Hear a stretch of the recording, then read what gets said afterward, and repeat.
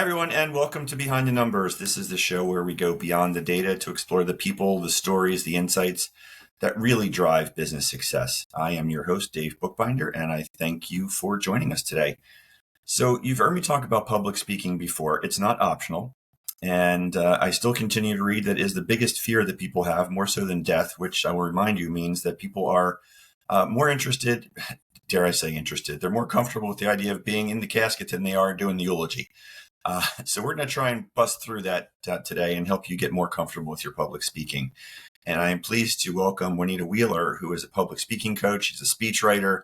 She's the CEO at Full and Frank. She's also the speaking coach at TEDx Brisbane. She's an expert in this stuff. So I'm pleased to welcome Juanita Wheeler. Thank you so much, Juanita, Dave. welcome to Lovely Behind to the be here. Numbers. It's great to have you. I appreciate you zooming in from the other side of the world. So I know this is late night for you, and I'm not going to keep you any longer than necessary, but I'm excited for us to have this conversation. So thanks for joining us. Why don't you tell the audience a little bit about who you are beyond what I just mentioned here in this opening? Well, thank you. So, as you said, I'm a public speaking coach, but predominantly I'm a persuasive speaking strategist. So overall, I am focused almost exclusively on public speaking that results in somebody persuading somebody to say yes, whether that's to your brilliant idea or to buying your goods and services, investing in your company, or just convincing your boss to give you a pay rise. But there is a definite persuasive element to it. So that's my entire focus. I came to public speaking not naturally. I'm a screaming introvert by nature. And so public speaking was not my preferred mode of communication. But as you said in your introduction, public speaking and particularly persuasive speaking is not optional anymore if you want to have a great career or build your own business. So I discovered that while working in multinationals, American based, and went, okay, this is not optional for me. I can't just sit back and hope that people will read my incredibly compelling documents rather than getting up and championing my ideas verbally for myself.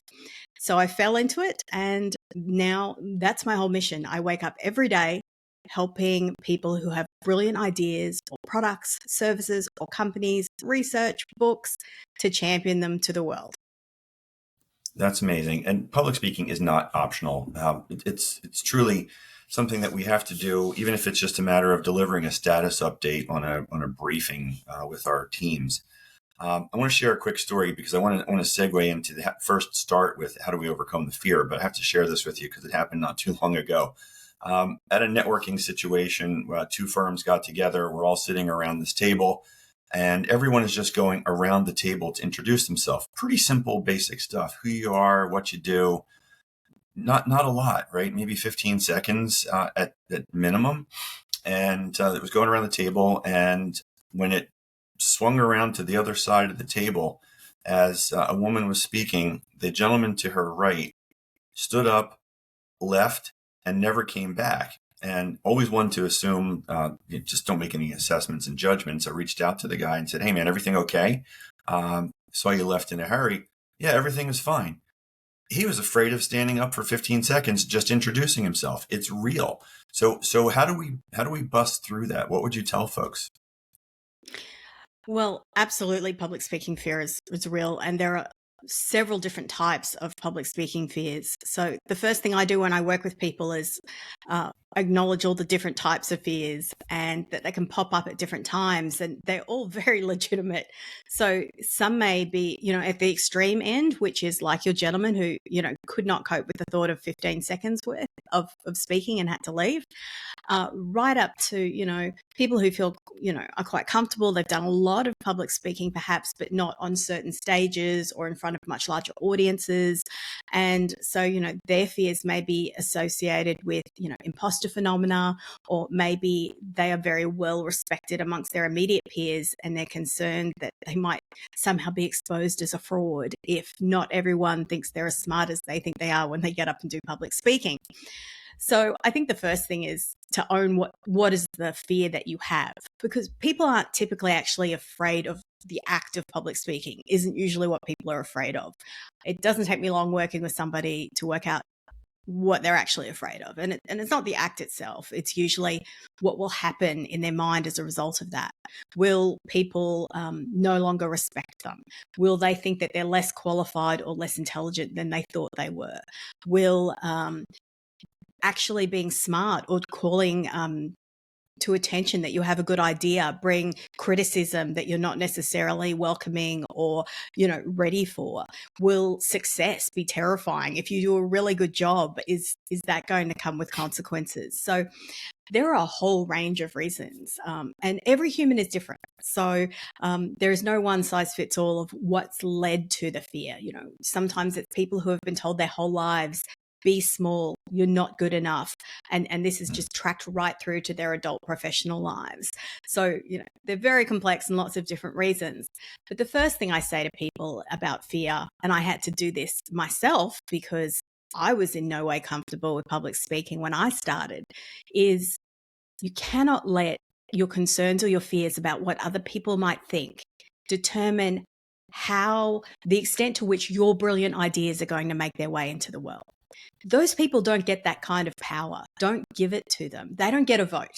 You are the person who gets to decide how you and your ideas are championed to the world. So first thing is to take back that power and say, look, I know I'm afraid. This is what I'm actually afraid of. And then what steps can I take to mitigate that?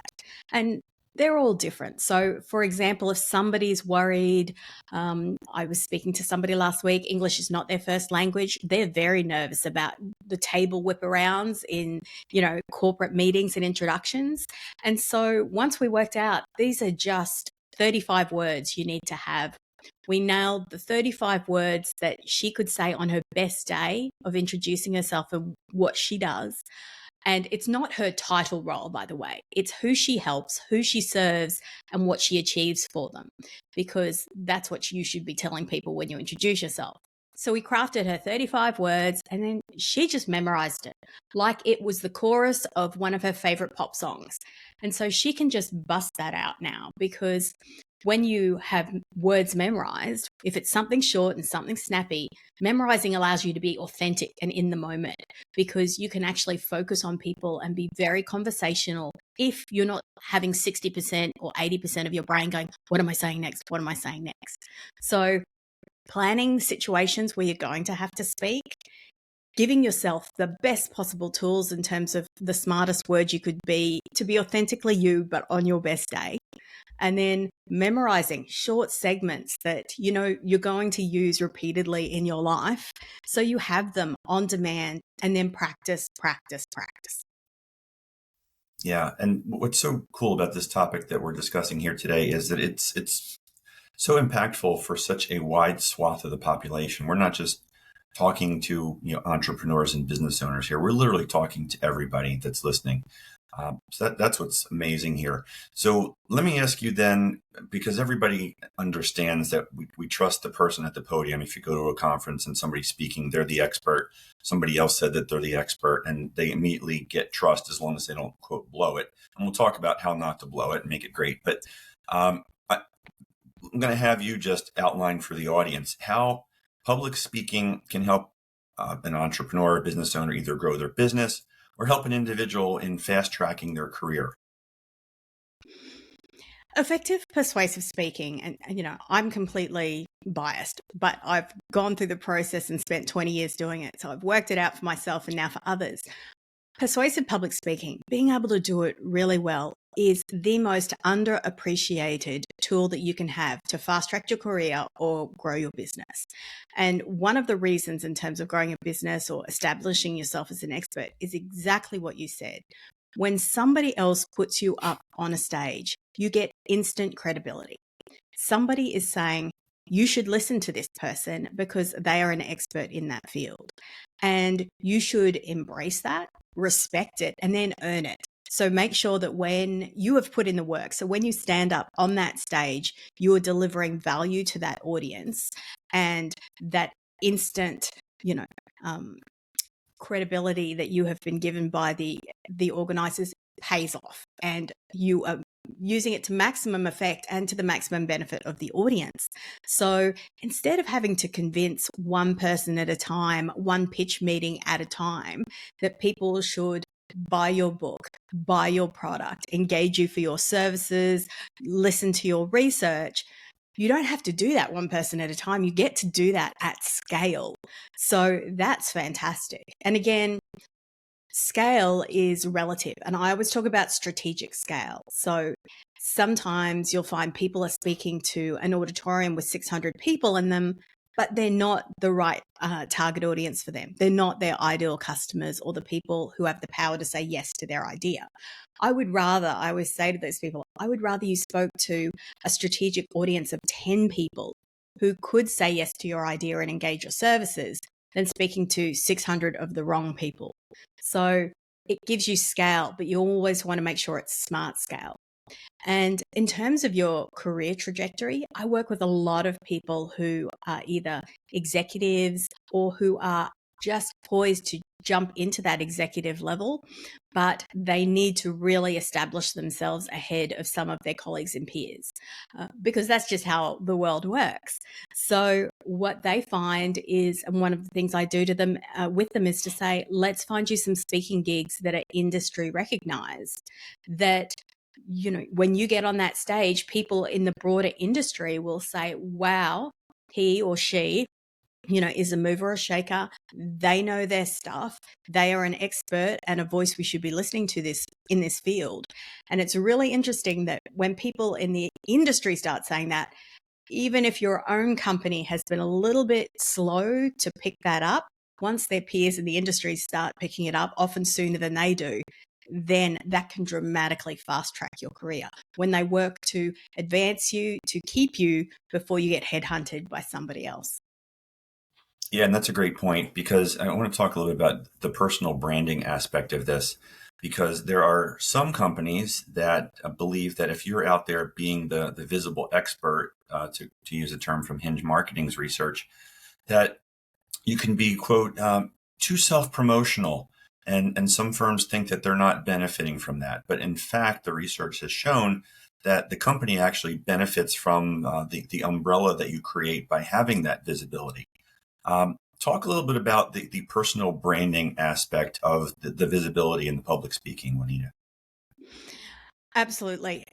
Your point is really well made, and that research is absolutely true.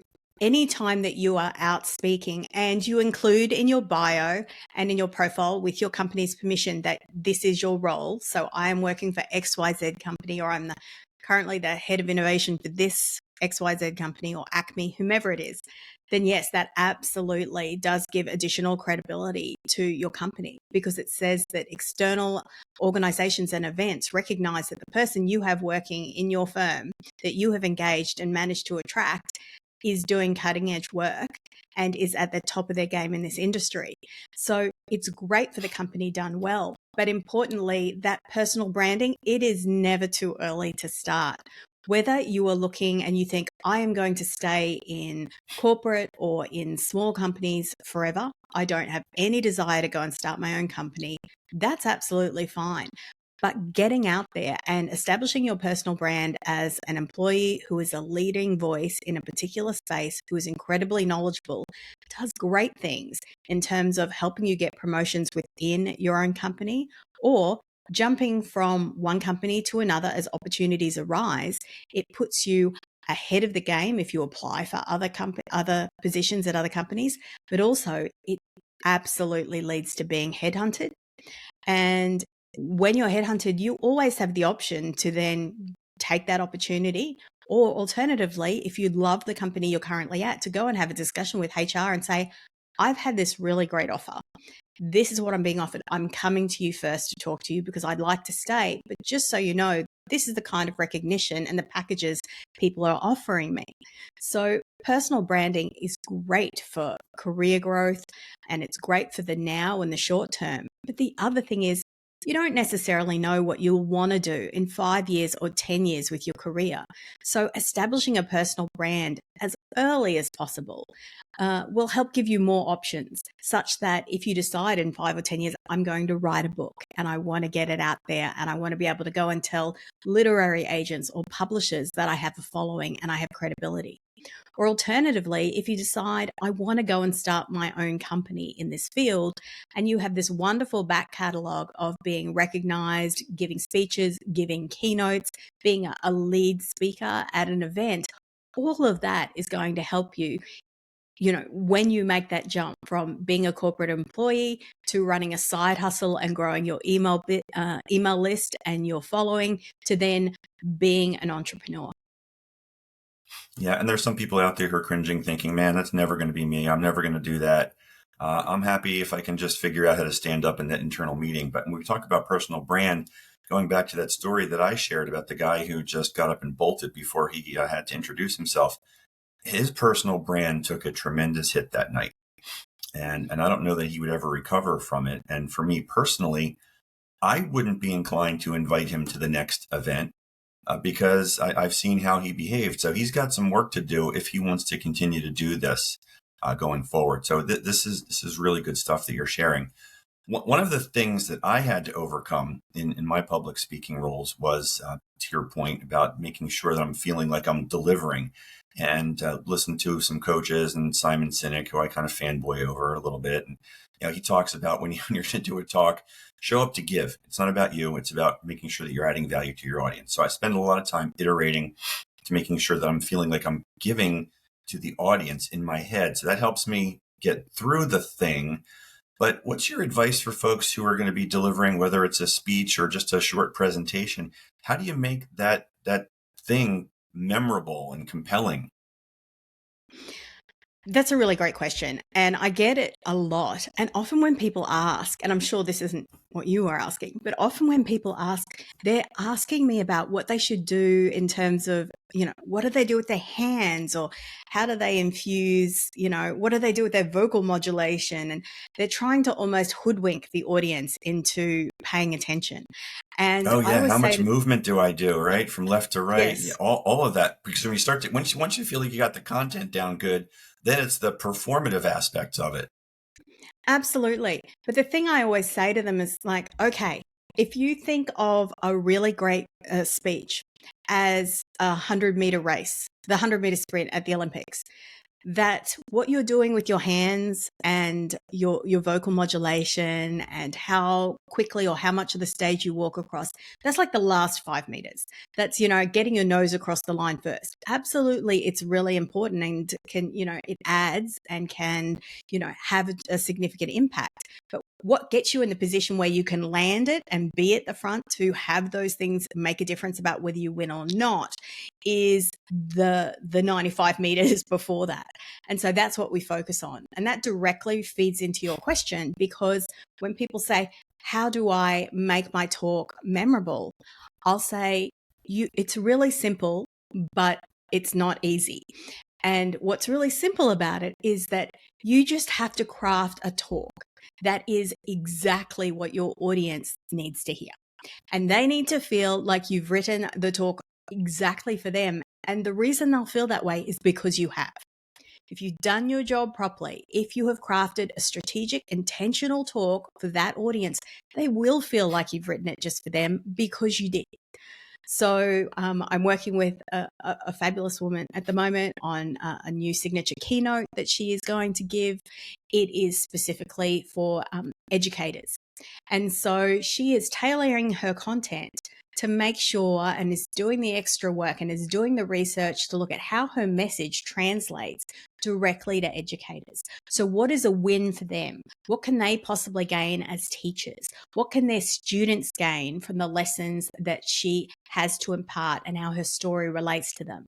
So you put in the work. So everyone who's in that audience, when she starts talking about teachers and educators and students and the benefits for them of the lessons that she is imparting, of the steps she's delivering, of her particular methodology, they'll feel like, oh my gosh, this is incredibly memorable. This is incredibly engaging. I feel like this talk has been written exactly for me as an educator. because it has been. So that is the most important thing you can do to make it memorable, is to write it exactly for them. And then to leave people, the second step is to leave people in absolutely no doubt that authentically you show up completely authentically.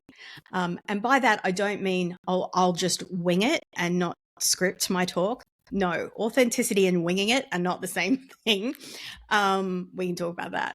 But being there, being absolutely true, and in your speech, in your delivery, making sure you include data and some anecdotes that clearly articulate why you are the most experienced person to speak about this. You didn't just decide 2 days ago, you woke up, had a cup of coffee, and decided you were going to be an expert on this particular topic, but rather you have skin in the game, whether that's lived experience, whether that's years of research, whether that is, formal qualifications or work experience, whatever the experience or the credentials you have to speak on it. Let them know how that informs what you're saying to them, that you have a solid understanding of what their experience is and how this might benefit them, and then give them really practical steps that they can go and apply to their life. So it's not just you telling some narrative story, which is interesting, but doesn't necessarily stick with them as something that has purpose for them, for their lives, and something that they can put into action straight away. Yeah, really good stuff there. I got invited to speak at a conference a few years ago, and the conference leaders wanted us to do TEDx style talks, and they got us a TEDx speaker coach like yourself, and they gave us the litany of the items that had to be included. I had always wanted to do a TEDx talk, so when this presented itself to me, I was bouncing off the walls. And then they started to explain the details of what was required. Let's limit it to 12 minutes, right? And maybe 13. You have to have some slides, but not too many. You have to have some data, but not too many. You have to be genuine. You have to be authentic. You have to have a really big idea. You should be funny, but not over the top comedic. So many things. And it started to just get into my own head. And I started to wonder, how do you think about the slides and the requirements? How do we make it simple for those of us who maybe are never going to wind up on a TEDx stage, but really want to just crush this? Are there a couple of thoughts that you could share with us as to just how to make that happen? So there were lots of questions in there, specifically in terms I of the know. Sorry, slides. I Or threw a lot out you. no, you're fine. I want to give you the answers, but there's lots to break down there. So, yes, I can tell you, as somebody who I pick all of the TEDx speakers, for example, for the TEDx Brisbane event, and I work with other people who absolutely have a TEDx talk on their bucket list. And so I will work with people about, well, here's how you come up with a great talk that is of that style. And yes, you absolutely should, approach TEDx's with it. But yes, you need to have a great idea. When somebody said to you, it needs to be a big idea, I always say to people, look, it's really important when you think of a big idea. It doesn't have to be scale. It doesn't have to be that you've cured cancer or you've been on the first human mission to Mars, because, by the way, neither of those things have happened, broad scale. So, that's not the benchmark for what an idea is. But it has to be something that's going to have significant impact, and it should be new and novel. So your take on it shouldn't be something that if I Google TEDx and the 4 keywords associated with your idea, that I'm already going to find existing talks that are on that topic of the same vein as what you're presenting. So there should be a new and novel element to that. And that's not just for TEDx. If you are going out and looking to present as a potential keynote speaker to different corporate organizations or conferences, they should know that when you get up and speak on this topic, it's not the same as John Smith or Sarah Kelly or somebody else who speaks in that general topic area. You should have something that is absolutely unique about it, and you should clearly articulate what that is. So what is your unique and new and novel idea? You should be able to get it into 12 words or less. As Albert Einstein said, if you can't explain your idea as though you're explaining it to an 8-year-old, then you don't understand it. And we very much say to us, because if you can't get your idea into 12 words or less, either your topic is too broad, you don't know what your topic is, or you're trying to stick 3 different ideas into one, and that's never a good idea for a speech.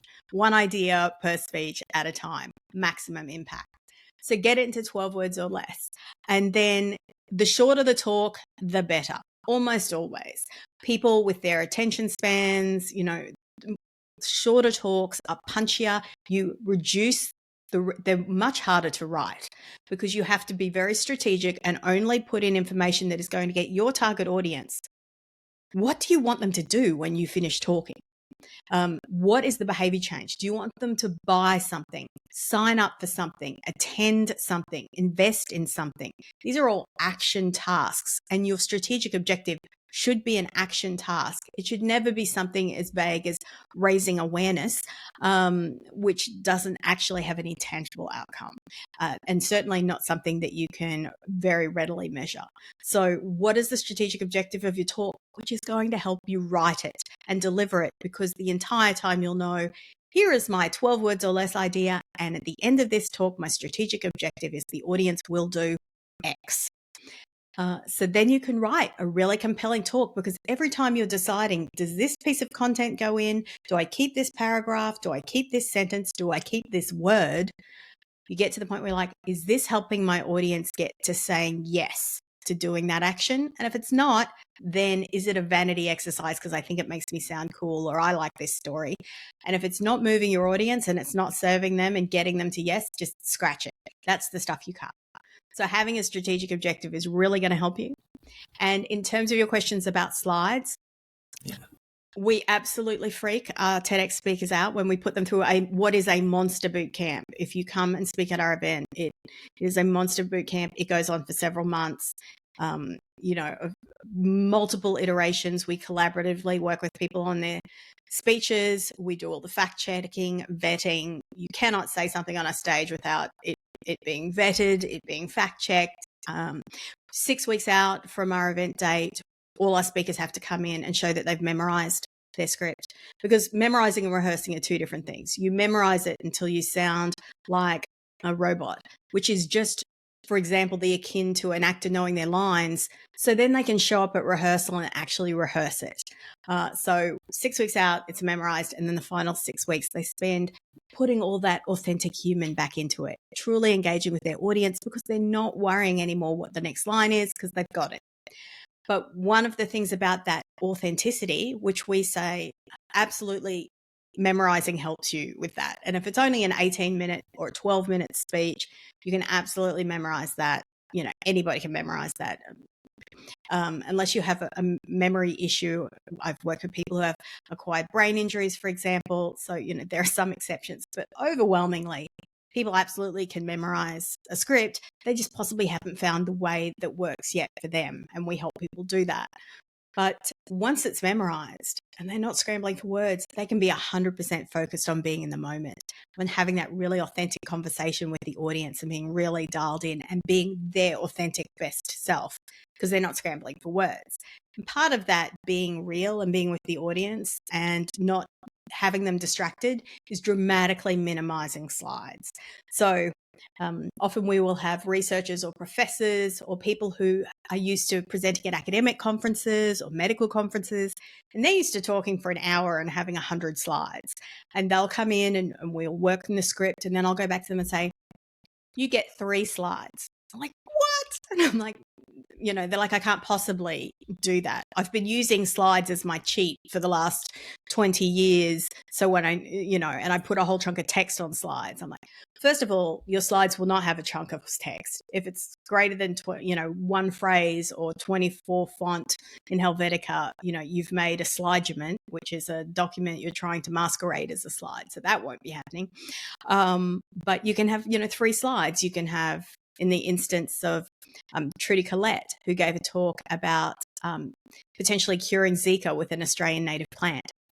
And she was somebody who was used to having 50 to 100 slides. And I'm like, you can have 3. You can have 1 slide which shows the impact of Zika virus currently. So it was a very compelling and evocative image of a child with a birth defect with the concave head profile from the disease. I'm like, you can have 1 slide that shows your lab set up where Zika is present and is discolored, has a coloring indication in all of the Petri dish wells that says the PCR tray that says Zika is there. And then you can have the third slide, which shows once you've applied the Australian native plant extract that it's all disappeared. And they're the 3 slides you get. And people's heads almost explode because they've just become so used to thinking that slides are synonymous with a great presentation, and they're absolutely not. Great slides in absolute moderation are part of a great presentation. But, your slide deck is not your presentation. You are your presentation. All the things you bring into it are the performance. And it absolutely is a performance. I don't care if it's 5 minutes talking at a staff meeting or 18 minutes on a TEDx stage or, a leading 45 minutes keynote at a leading international conference. It's a performance. If it wasn't a performance, you would send an email. So, bring your best, bring your A game. And having too many slides detracts from you speaking and from what you're saying. There are some instances where it has to be because of the amount of data that you need to present. But any time before someone gets to use a slide, for example, at my TEDx event or in any of the keynotes with people I coach internationally for their presentations, I will say you need to make the case for me why this slide is necessary. And generally, there's just a very limited number of criteria. Is it absolutely essential and you're only using this once or twice to create an emotional or evocative situation where the audience can immediately empathize with what you're talking about because visuals will do it quickly? The second is, will it take you 2.5 minutes to explain something that an image or a graph can show in 10 seconds? In which case you're clawing back time and the attention of the audience. You're not wasting their time in something that could be clearly articulated visually. Or is this the easiest way to show a difference or an impact? This is A compared to B. They're the kind of situations where unless you can make the case for that, then you don't need a slide. Yeah, thank you for hitting all of those points. I really appreciate it. And I know I threw a lot at you with that one little blurb there, but so much was just racing through my head because so often we rely on the slides. It's our crutch. I was at a meeting the other day and somebody had a little brief slide deck. It was literally, I think, a 5-minute, we'll call it a presentation. And the individual literally read every word on the slides on the screen. There was nothing unique about it. I see you cringe. It hurts my soul. And I see it happen and people call it a presentation. I'm like, no. First of all, we can read as humans much faster than we can listen to the spoken word. So you're still talking and reading this, 2 minutes after everyone else is finished and they're just bored and waiting for you to get to the end and change the slide. So it's just bad form in every possible way. And no, it's just send an email. If you're not going to do anything else, if you're not going to deliver anything that's different from the text, please just send an email and spare everybody from the pain and suffering and wasted time. That is not a performance. That is just a table reading of an email. Yeah. And I know we've already gone over the 30-minute mark here. Can you hang with me for just a little bit longer? Absolutely. I appreciate that. Thank you. I'm just having too much fun with this. And there's just a couple more things I want to cover. Audience engagement is one of the things I want to talk about because some of it is fear that you're not connecting with folks. But whether it's real or it's in your head, if you're on whatever the platform is, we'll call it the stage, but wherever you're doing your speaking, if you get a sense that people are checking out and they're not really with you, or maybe you've stumbled over words or forgotten some lines, how do you recover in those moments? That's a great question. There are 2 different scenarios there, and I think they're both important. So I'll just give you a couple tips for each of them. The first one is if you actually make a mistake and you stumble and you lose your place. We actually go through, and I coach all the speakers I work with on having a plan for that. And we actually rehearse it because I think it's one thing to have a plan intellectually in your mind about what you'll do. But when you actually rehearse it and get comfortable with it, then when it happens, it's so much easier to do and you handle it with so much grace and poise. And the great thing about it is you can actually gain credibility and gain engagement from the audience when you make those mistakes. Not that I'd ever suggest anyone intentionally do it, but you can actually gain miles when that happens, which is great. Turn it into a win if you do it well. So you should always have what I call a dead air joke. So when you make a mistake, if you absolutely lose your place or you muff it and you just find yourself snowballing out of control and you just need to halt and bring it back together, you need to have a line. So the one that most of my students and the people that I coach and consult for the go-to one is usually that I give them, take a deep breath. First of all, whenever you get lost, never look up. Always look down. And I don't care if that's in a board meeting, in a meeting with your boss, wherever it is. Looking up is, oh my gosh, someone from, chosen deity of choice. Please help me. I can't remember my line. And it looks completely rattled. When you calmly look down and you drop your shoulders, it looks like pensive. It looks like perhaps this is really important to you, or you just said something that was, really emotional or deeply personal, and you're just regrouping before you go on. So always look down, never look up. Totally different message to the audience. But afterwards, if you really look down, you've taken a deep breath, you can't get what your next line is, and you need to look at some notes, or you just need a minute. A really good idea is not to have notes with you immediately, because if you have them, you'll use them. You're better than that. Be better than that. You can do it. But have them close by with a glass of water. Always have them with a glass of water. So when you walk over, you can actually you'll walk over, you'll have a sip of the glass, and you'll also look at the notes. But the glass sipping is a nice, hey, I was having a sip because I needed to. Now, the line you say after you look down and look up and realize you're in trouble is you take a deep breath and you smile and you say, this was so much easier when I was rehearsing in the shower. And it does a couple of things. First of all, invariably, the audience will laugh, because so many people in that audience suffer from glossophobia, which is the fear of public speaking. So they will relate and they'll go, oh my gosh, yes. And you'll see people speak to their neighbors like, oh my gosh, yes, I could, I hate public speaking. So immediately you buy yourself a little time.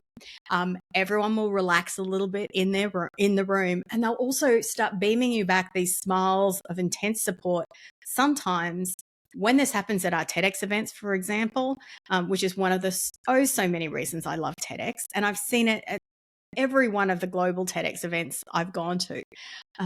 When somebody has this moment and they struggle and they say their equivalent of this line, the audience will then start cheering and clapping to let them know this is a good safe space.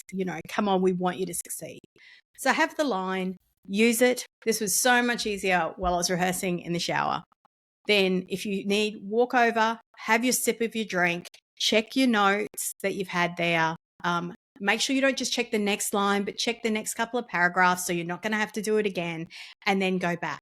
And when you go back, take a deep breath, look down, and then come up and start again. One of the things that's most important for is if you are speaking at an event where they are filming it. And that happens increasingly often now. So because people are using that content in lots of different electronic platforms.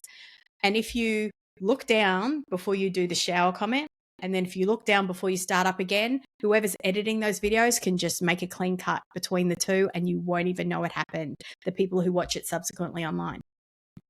So that's always have a dead air joke. And by all means, use my shower one if you'd like, or come up with your own that you think will work best with that audience. But I have seen some of the toughest, most conservative, hardest, stoic audiences dissolve into giggles and laughter and become incredibly supportive of the speaker and give them standing ovations at the end. I think you'll never know how much because their talk was great, and it was, but also because they were so impressed of how they regrouped and kept going. And I'm a recovering perfectionist. So I used to always say, if it's not 100% perfect, it's no good. Whereas now I say to myself and to all of my clients, you're aiming for 80% perfection and 20% authentic human moments. And a moment like that with a little joke about the shower, that's your 20% authentic human moment, and it can absolutely endear your audience to you. And to answer your other question about what do you do if you feel your audience is slipping away, the first thing I would say is if you have done a really good job in the strategy stuff, all the smart stuff that happens before you ever open PowerPoint, before you even start typing out your script, if you've worked out who this audience is, what their current challenges are in their current operating environment or their lives, how you can add value to them. And then in your opening lines and in the start of each paragraph, you are clearly speaking to them and how you're going to serve them and how you're going to make their life better. First of all, if you do that well and you've done that work, people are not going to check out. They are going to listen because you have written something that is meaningful and important and memorable for them. So if you put in the work, you won't have that problem. You'll never have to experience it. But if you do, then first of all, that's a sign that you didn't really nail that prep work about who you're speaking to. And secondly, that you really can always have a line there or a statistic or something in your back pocket or perhaps a very short anecdote about why this story or why this information is relevant to that audience. So this isn't a set and forget. You have this one worked out every time you're going to speak to work out who it is. And if you need it, then that's your 911 equivalent. I'm going to bring in this very, very short 3-sentence anecdote or two sentence or 1-sentence drop the mic punchline to remind them why it's relevant to them. And when you have to deliver that, you're going to pause first dramatically, and then you're going to say that line, and then you're going to pause again. And then you're going to pull them back and do that. The other thing you can do in that situation, if you feel everyone's back to checking, their emails from the office and you're seeing it happen widespread, wait to a point where it's going to be a really next critical fact. So if you've got 2 sentences from now, you've got a compelling statistic or a compelling photo or a compelling anecdote, then just before you get that, you say, now, if anybody's double screening or you happen to just be checking your phones to see, if there are any urgent messages from the office, come back to me now because you're going to need to hear this. So that's another thing you can do to dramatically call it out. But make sure the next thing you say is absolutely compelling to them, not important to you. Love that. I could spend the rest of the day talking to you about this. I've got so much more rolling around my head, but you've got to get some sleep. I appreciate you joining us. But before I let you go, do tell the audience how they can find you, how they can connect with you if they want to work with you or learn more about you, Juanita. Great. Well, there are 2 ways. First of all, if you're on LinkedIn, you can find me on LinkedIn just by searching Juanita Wheeler. I'll be the woman in red. And the other thing is a link to my Linktree, which I'll make sure that you have a copy of, Dave, for the show notes. And on my Linktree, you can find a range of guides, podcast episodes. There are 2 free guides there right now. One's how to get started in public speaking, and the other is how to grow your business with public speaking, which are a treasure trove of tips and tricks that you can use to put into action straight away. That's awesome. Thank you. Thank you so much for sharing today with us.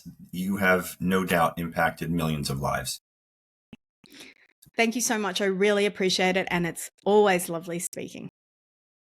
A lot of fun. Thank you. And thank you out there for tuning into Behind the Numbers.